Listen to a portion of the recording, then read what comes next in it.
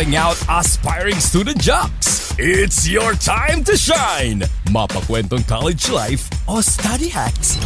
Get ready! Get ready! Dahil nandito ang official tambayan ng mga ka-Vibe students. Campus Break! Campus Break! Campus Break! Ang lupet!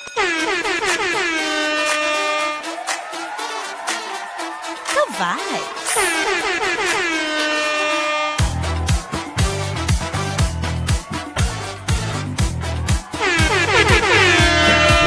Break! 92.3 FMR, favorite music radio, Ka-Vibes, ang lupet! Kayo po ay nakatutok sa programang Campus Break!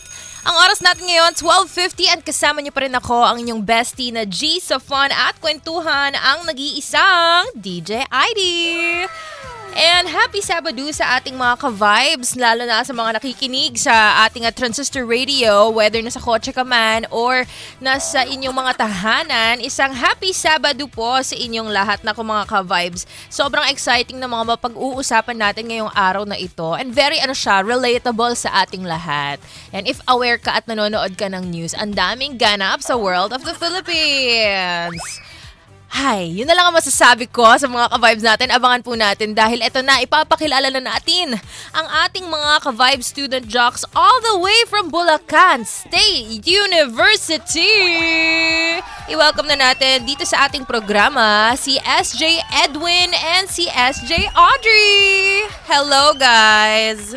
Hello mga ka-vibes, good afternoon sa inyong lahat. Hello ka-vibes, good afternoon po sa lahat. Ayan, si ating mga ka-vibes na nanonood ngayon. Uy, lahat pala tayo naka-item. Wow, Machi!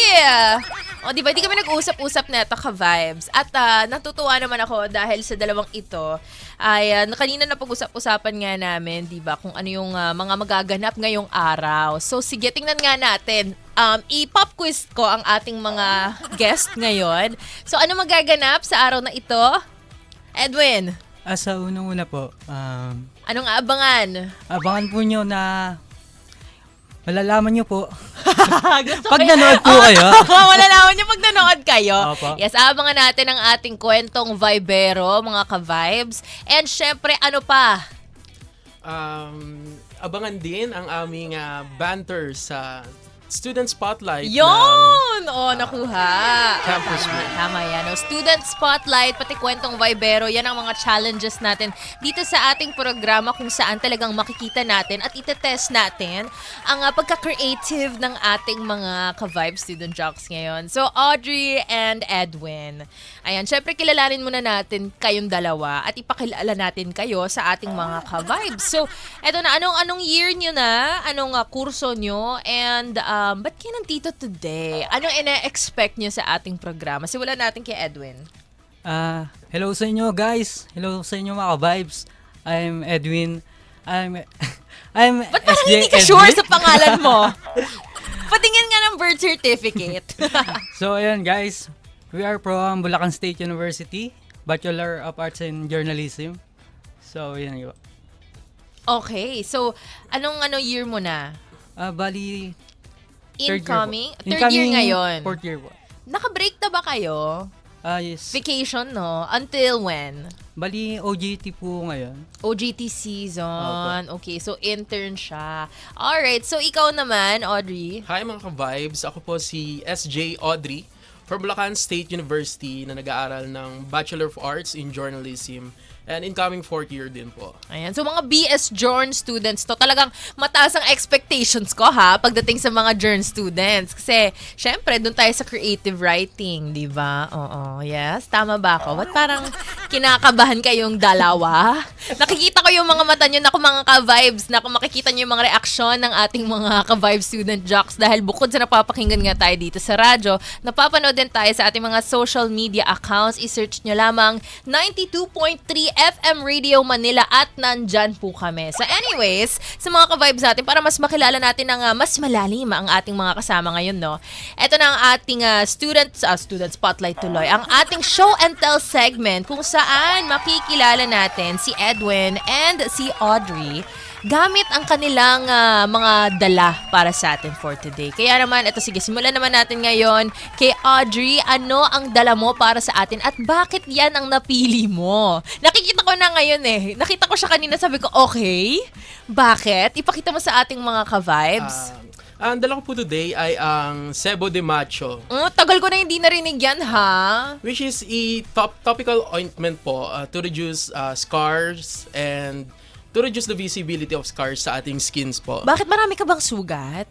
Wala naman po. Parang Akala sa puso lang. Hindi naman po. So bakit ito? Pinili ko to na bagay para mag-represent sa akin because I believe I do heal people in a way na nakakalimutan nila yung nakaraan, which represents scars. Yun lang po. Ang taray, I heal people. Parang miracle worker ang atake natin dyan, ha? So, yung Cebo de Macho, para sa'yo, parang ikaw yan. Yes. Kumbaga, yung mga taong nakakasama mo as much as possible, gusto mo ma-influensyan sila ng mas mabuti para naman, di ba, mas ikabuti ng buhay nila. Wow, parang ang sarap po naman maging friend, Audrey.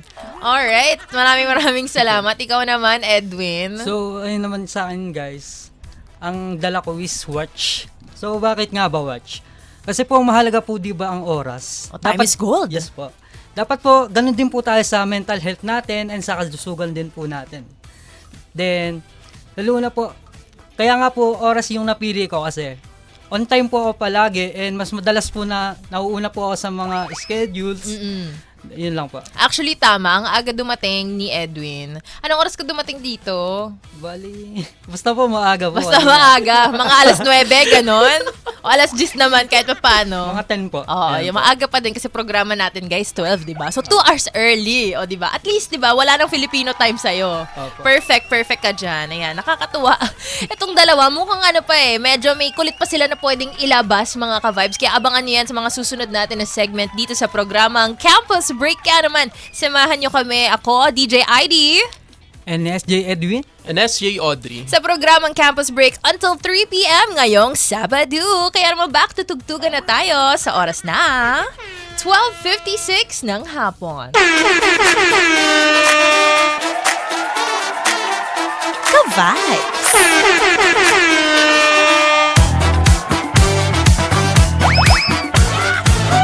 Campus Break.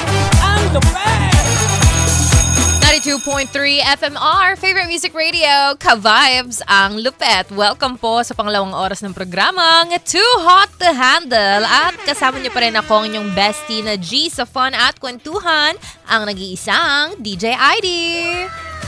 And sa oras na ito, nandito rin po ang ating mga Ka-Vibe student jocks all the way from BSU, Bulacan State University. Hello kila SJ Edwin and SJ Audrey. Kaway naman, guys. Ayan, hello. Good afternoon. Good afternoon po. Oo, good afternoon. Parang ang gagalang ng mga batang ito. No? Parang sobrang ang demure nyo, ha? Parang kanina off-air, hindi kayo ganyan. At bigla kayong, biglang pa-demure kayo ngayon. Hello, may kausap po ba ako? Guys, kaya today? Yes po, kaya. Siya, eto na nga. Parang feeling ko kasi, mga ka-vibes, kinakabahan sila para sa segment natin na tinatawag nating Kwentong Vibero. Para sa mga ka-vibes natin na bagong tune in lang dito sa ating programa, ang Kwentong Vibero po ay ang segment kung saan bibigyan natin ng 3 random words etong ating SJs at gagawan nila ng storya. No rules, no anything. Ang kailangan lamang ay makototohanan. Okay? Ready? Sige nga, isa nga bato-bato pick dyan. Para kung sino mauna. Matalo, mauna. Bato, pick. Ayan. So, ang natalo ay si Audrey. Kaya ito na ang 3 random words ni Audrey. Para sa'yo, ang iyong mga salita ay papel. Okay? Papel, kahoy, at saka kotse. Okay? Papel, Okay. kahoy, kotse. Are you ready? Yes. Alright, dahil dyan, ito na ang countdown mo.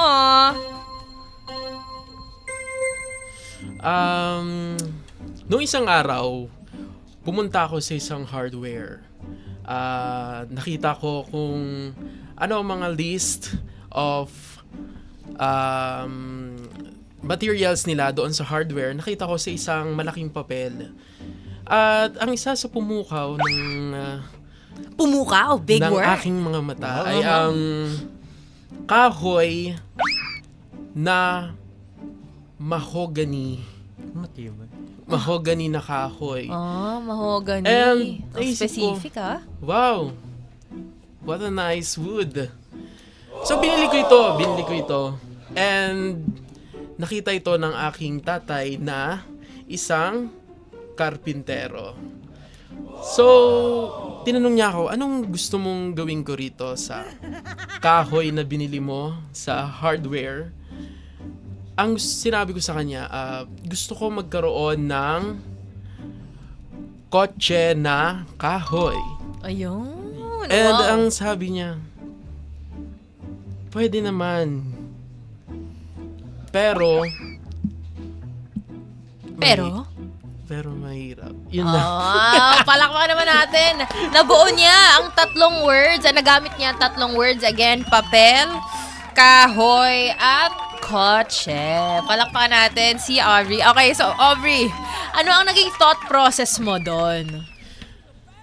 Parang sobrang random kasi nung kotse. Tapos, yung kahoy and papel, medyo magka-relative.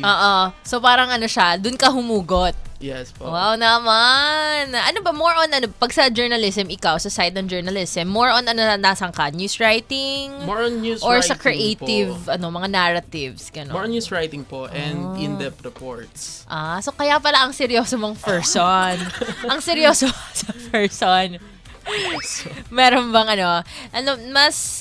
paano ka nagsimula or paano mo na-realize na journalism yung gusto mo?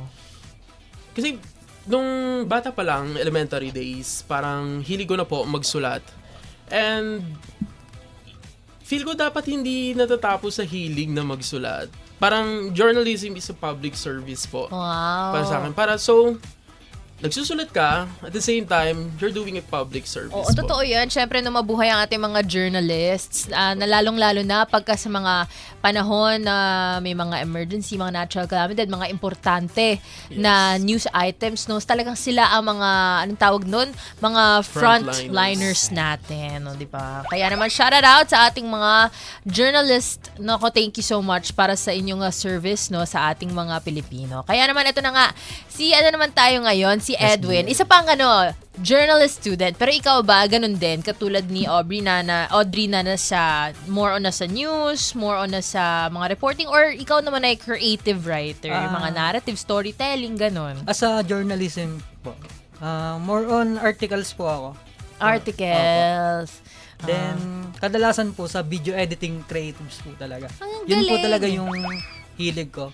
Since, akala ko po kasi dati, So, storytelling, visual storytelling, Yes po. kumbaga. Kumbaga, akala ko po kasi dati, pag nag-journalism ka, parang, ikaw yung parang background ng television. Kumbaga, Oo. nasa likod ka. Pero, ang totoo pala, pag nag-journalism ka, ikaw pala yung yung nag-i-interview sa mga tao. Oo, tama. Yes. Akala ko po kasi dati, before, kumbaga wala pa po ang idea sa journalism.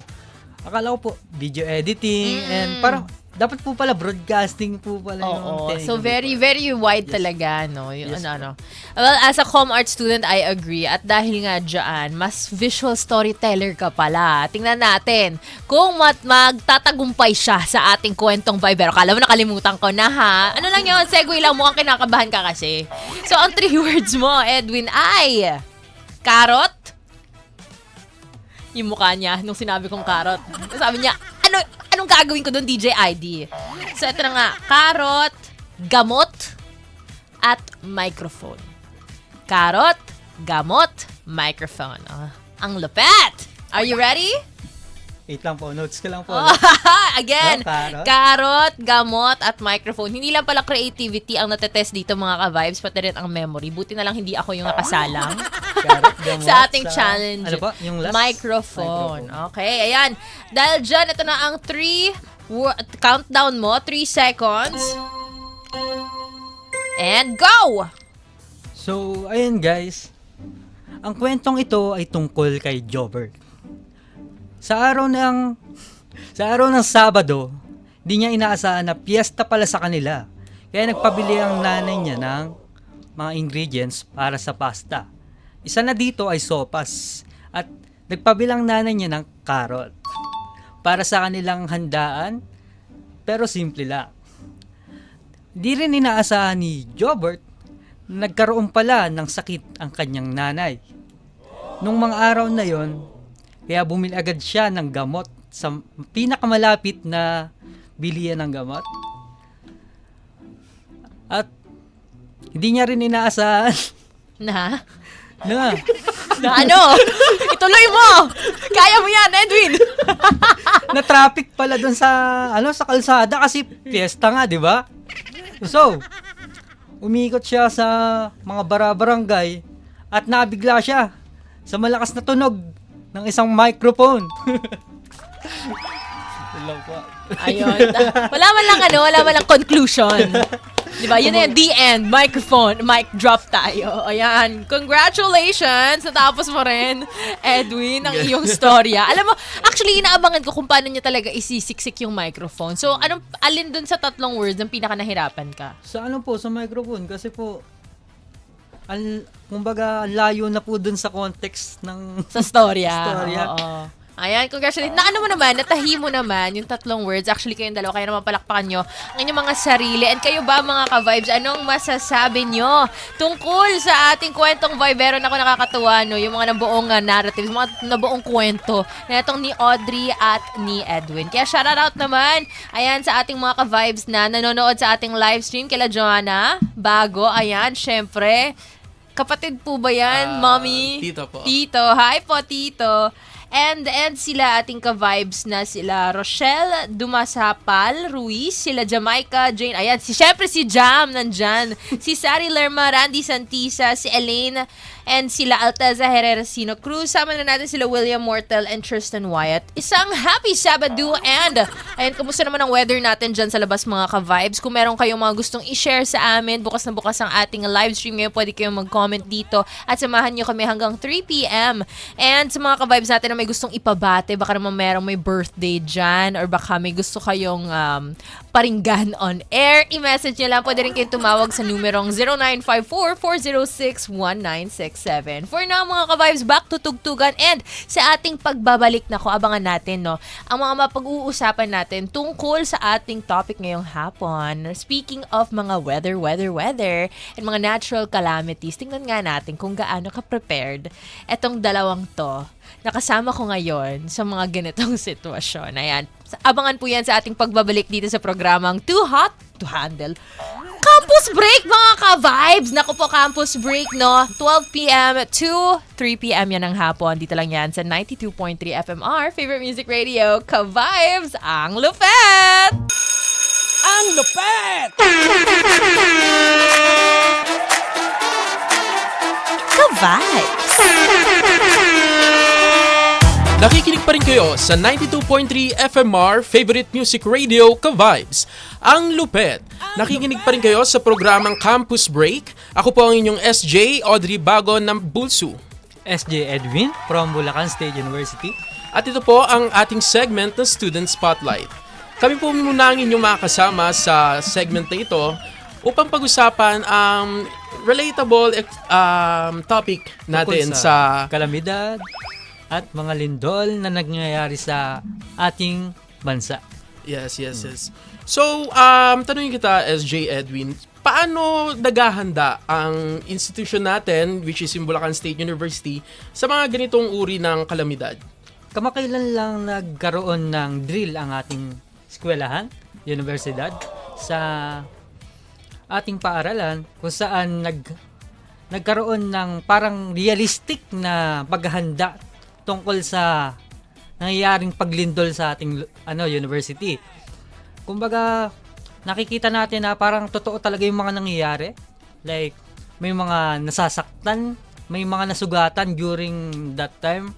Habang yung iba naman is kalmado lang, habang yung mga kabataan is natatawa kasi kala ng iba parang totoo na yun talaga yung nangyayari. Okay, segue naman natin sa current happenings ng ating bansa. Tulad ng shootout and stabbing sa loob ng ating mga institusyon. So, currently nagkaroon tayo ng ng paghihigpit sa mga securities, Yes. katulad ng paghihigpit ng mga scanners ng ating security guards sa Bulsu. Napansin mo ba 'yon? Oo, napansin ko yun. Pero since nag-start naman yung yung pagpasok sa paaralan, talagang mahigpit yung ating eskwelahan sa pagpapatupad ng mahigpit na patakaran. Kumbaga, makikita natin sa eskwelahan, sa pagpasok pa lang may mga scanner na naka-ready at may mga guard na naka-ready rin upang kumapkap sa bawat estudyante sa ating paaralan. Nakaraan nag-viral yung mga ano bang laman ng inyong first aid kit or yung earthquake preparedness kit. So, ano bang laman ng earthquake preparedness kit mo? Para sa akin, Or yung storm preparedness kit? yung before, lagi akong nagtatabi ng Buy Jessie kasi kumbaga madalas kasi ako magkasakit eh. Then yung mga vitamins saka yung benda in case na may mangyaring injury, may magagamit. Mga flashlight, Yes. whistle. Yes, yun. And anong favorite snack mo na nilalagay sa earth preparedness kit? Wala namang gano'n. Pero balik na lang tayo sa topic na. Base naman sa iyong karanasan sa eskwelahan, may experience ka ba before na naranasan kung paano ginagawa during the drill? Yun nga, yung the cover and holds, usually sa lindol, and yung pag-alam ng mga storm signals, gano'n. So overall, parang ang point lang naman para manatili tayong handa sa mga ganitong kalamidad is always be prepared. Always listen to our authorities kasi they know what they say. Yes, Parang, tama yan. at the end of the day, let's be ready sa mga ganitong uri ng kalamidad. Pangyayari. Oo. Yes. Kasi it's our life. Saka when it comes sa mga nangyayaring disaster sa ating bansa, kailangan natin maging kalmado at huwag kabahan habang nangyayari yung ganong mga event sa ating lugar. Yes. Saka pinakauna sa lahat, huwag tayong magtatago sa mga masikip na area kasi delikado yon, di ba? Kailangan humanap tayo ng open area para manatili tayong safe. Yes. Yes. I agree, Yes. Salamat sa... So, magbabalik ang 92.3 FMR Favorite Music Radio Ka-Vibes, ang lupet.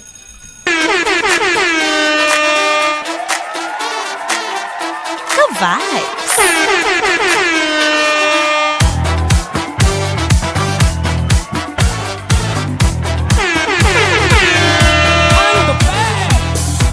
92.3 FMR, Favorite Music Radio, Ka-Vibes, ang lupet. 2:18 ng hapon and welcome sa third and last hour ng programang Campus Break. And syempre mga Ka-Vibes, kasama niyo pa rin ako, DJ ID at ang ating student jocks all the way from Bulacan State University. Ito na nga si SJ Edwin and si SJ Audrey. Hello po, Ka-Vibes. Good afternoon po. Good afternoon po sa inyong lahat na nakikinig. Kamusta naman yung experience niyo so far? Marami ba kayo natututunan? Nag-enjoy ba kayo dito sa ating programa? Yung mga challenges, kamusta? Yes po. Ano masasabi niyo? Nakatuwa po kasi po. Exciting po siya and thrill.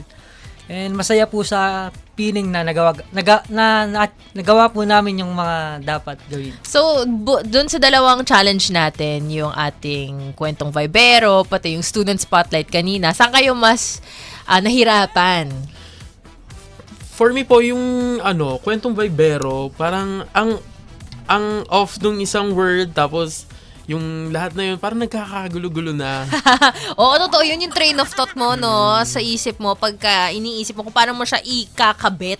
Yes. Yung mga random na words na yan. Kaya sa mga ka-vibes natin, kung ikaw mahilig ka sa mga challenges, mahilig ka sa chikahan, sa tawanan, saktong-sakto tong programa para sa inyo. And speaking of yung student spotlight nga natin kanina, napag-usapan natin, di ba, yung mga, disaster risk reduction management. Nagkaroon ba ng ganong subjects sa school? Yung mga DRRM ba tawag doon? Closest we have is yung NSTP, yung National Service Training Program. Ay, part yun doon, diba? Yes po. Feeling ko doon na talaga siya nanggaling. Guys, pagpasensyahan nyo na ako. Napakalayo na nung college years ko. So, ayun nga, no. Kayo ba, sa tingin nyo, individually, masasabi nyo na prepared ako pag may nangyaring natural disaster?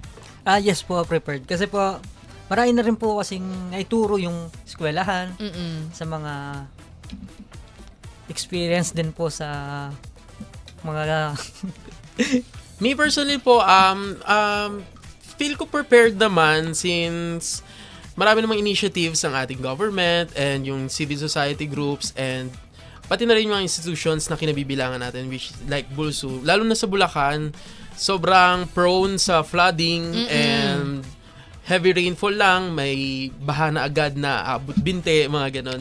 So, mahigpit ang Bulacan sa pagpapatupad ng mga risk reduction seminars po. And I'm sure, no, as journalism students, marami kayo nakikita, nababasa, napapanood sa news, di ba yung mga trahedya na nangyari tulad nung sa Tacloban, pati na rin yung mga earthquake, mga lindol na yan, mga sunog. And kayo ba as students, no, paano kayo naaapektuhan neto? Nagkakaroon ba kayo ng mga realization, di ba?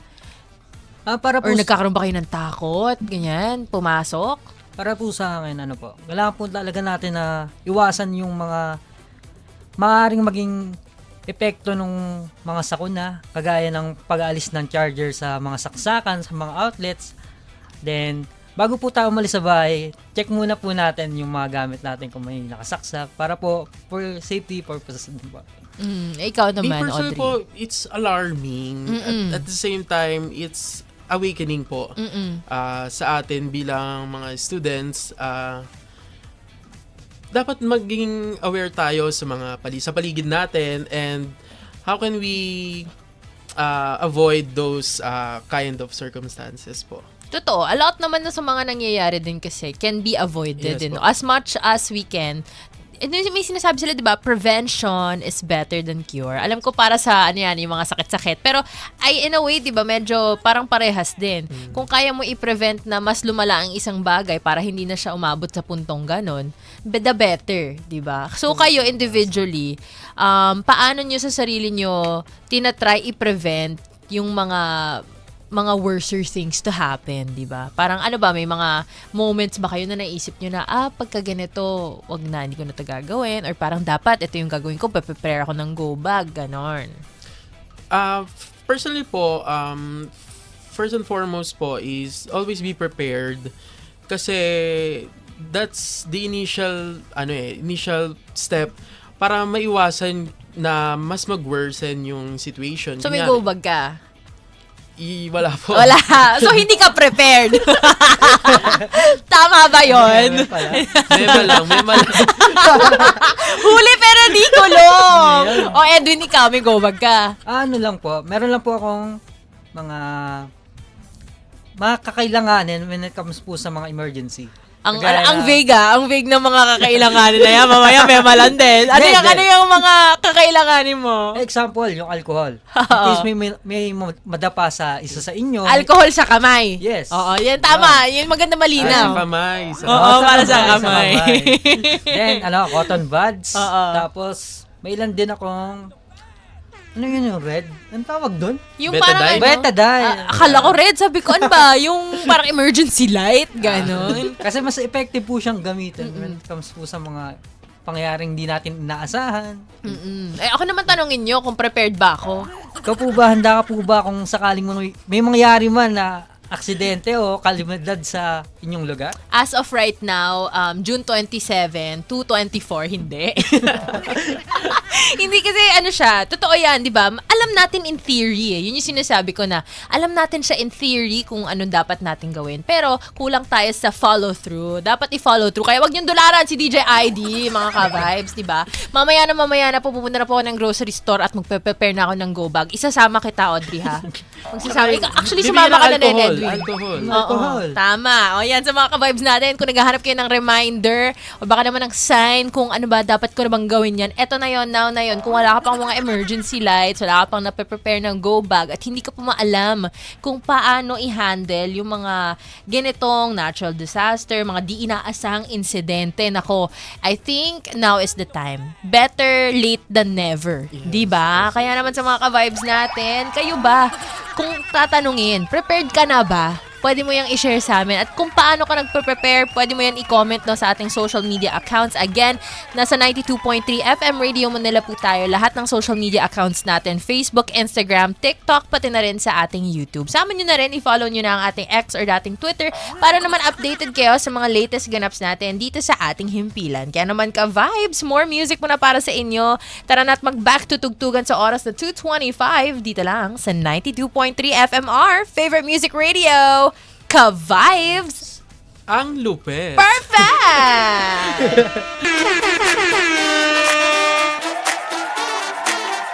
Ka-vibes! 92.3 FMR, Favorite Music Radio, Ka-vibes, ang lupet. 2:45 na po ng hapon and kayo pa rin ay nakatutok sa programang Campus Break. Kasama ako, DJ ID, ang inyong bestie na G sa fun at kwentuhan. And nandito rin ang ating mga Ka-vibes student jocks all the way from BSU or Bulsu ba? Tama ba ako, Bulsu? Yan, Bulsu siya from si ating mga ka-vibes na si SJ Edwin and si SJ Audrey. Good afternoon po mga ka-vibes. Hello po sa inyo mga ka-vibes. So, hindi pala BSU ang tawag sa school nyo? Bulsu. Opo. Medyo Mas confusing common. po kasi sa BSU, may Batangas State University, may Bataan State University. Okay. Noted. Noted with things, guys. O nga, no, totoo naman. Bulsu pala. So, ayan, sa mga ka-vibes natin, eto na nga sa oras na ito, mag-goodbye na rin tayo. Kaya bago ang lahat, batiin mo na natin ang ating mga ka-vibes na tumutok dito sa ating programa. Sige, baka naman may gusto kayong i-shoutout dyan. Family and friends. Baka may mga special loved ones kayo. Shoutout na gustong po dyan i-shoutout? Shoutout po dyan sa mga pamilya ko sa Gonoy, sa lola ko nanonood, and kay Rochelle po. Hello. Shoutout po sa aking family, si Tatay Alex and Aubrey, and sa aking mga relatives, aking titas, and friends kay Mark, Andre, Florida, na nasa Lasal ngayon. Shoutout Gusto ko sa'yo. yung full name talaga si And Mark. kay Jamaica. Shoutout. As anong last name? Bakit si Mark lang yung full name? Si Jamaica Jane. Ay, taray. Full name. Ako naman gusto ko naman batiin ang ating mga ka-vibes all over Metro and Mega Manila, pati na rin yung mga nakikinig dyan sa taas. 102.3 Baguio, sa 97.5 Jensan, at syempre sa 102.3 Bacolod. Maraming salamat sa pag-tune in dito sa ating programa and sa ating himpilan. Pati na rin, ayan, special mention sa ating FMR squad. Ayan, kila Alteza Herrera, Sino Cruz, Giovanni Ardales na nakikinig all the way from Batangas City. Saying hello rin pala kila Randy Santisas. At si Gloria King Gerard Mesiano na nakikinig naman all the way from Santa Lucia, Pasig. Maraming salamat din sa mga ka-vibes natin no, na tumutok, na nakinig dito sa radyo, pati na rin nanood ng ating live stream. Ayan, maraming mga nagko-comment sa ating live stream ha. I think family and friends nyo to. Yes. Sila Rochelle Dumasapal Ruiz, si Jonah de Guzman Barbacena. Kaninong Tita po. Tita to? Sa'yo, Edwin. Ba't di mo binate? Ba't di mo binate si Tita Jonah? Hindi, lahat na po sila sa pamilya. General na lang. General na po. Hindi na isa-isa. And, pero sige, i-mention na natin. Hello din po kay Crisostomo de Guzman, Juvie. Ay, mami ko po. Mami mo, tama ba? De Guzman Crisostomo Juvie. Opo. Tita Juvie. Opo. Tita Juvie. Gusto ko yung tita. Close tayo, tita, ha? Kailangan na yan, Gloria King Gerard, and sa ating mga naging viewer and listeners for today. And palakpakan naman natin si SJ Edwin and si SJ Audrey. Nako, sa mga napag-usapan natin today and sa mga challenges natin, ano ang pinaka tumatak at natutunan nyo ngayong araw na ito? Syempre, di ba, hindi lang tayo puro fun. Maganda yung may mga natututunan. Para po sa akin yung show and tell po. Mm-mm. Then, kasi po napakita po namin sa inyo yung katangian na meron kami and ugali po sa pamamagitan po ng isang bagay. Yeah. Yung sa akin naman po yung student spotlight kasi we get to experience po yung ginagawa niyo po DJ ID na mahirap siya kasi maraming hindi pala siya kailangang eme-eme isipin. lang, no? Opo. Pero Di lang pala siya magsasalita ka lang dyan sa mic. Chichika lang, ganon. Yes. Oh, nakakatuwa naman. And I'm glad na nag-enjoy kayo. Nag-enjoy naman kayo, di ba? Yes po. Bakit parang pilit? Parang, opo, yung teacher mo na kailangan mong tumawa pag nagjo-joke kasi para bonus points tayo. Hindi, I'm glad naman na nakakatuwang marinig na nag-enjoy kayo at may mga natutunan kayo dito sa ating programa. Kaya naman ikaw ka-vibes, kung ikaw rin ay nangangarap na maging isang student jock, gusto mo ma-experience kung paano ang mga ginagawa natin dito sa radyo, in the scene and behind the scenes. Ayan, welcome na welcome kayo dito sa programang Campus Break. Every Saturday po yan, 12 p.m. to 3 p.m. ng hapon. At kung kayo ay interesado maging student jock katulad ni SJ Edwin at ni SJ Audrey, pwede kayong mag-message sa ating social media accounts. 92.3 FM Radio Manila po yan. Or pwede rin kayong tumawag sa numerong 0954-406-1967. At dito na nga po nagtatapos ang ating programa for this Sabado. Ayan, huwag kayong masad dahil ako po ay magbabalik naman on air sa Lunes para sa programang Too Hot to Handle, 6:30 p.m. to 9 p.m. And maraming salamat sa pagsama sa amin. And syempre, last but not the least mga ka-vibes, tuloy-tuloy pa rin naman ang good vibes at good music dahil up next na po ang programang Sessionistas, 3 p.m. to 6 p.m. kasama si DJ Kim Cherva at si DJ Sigel. Kaya naman, pagkaabangan nyo yan mga ka-vibes, dito yan sa 92.3 FMR, Favorite Music Radio. Ka-vibes! Vibes. Ang lupet!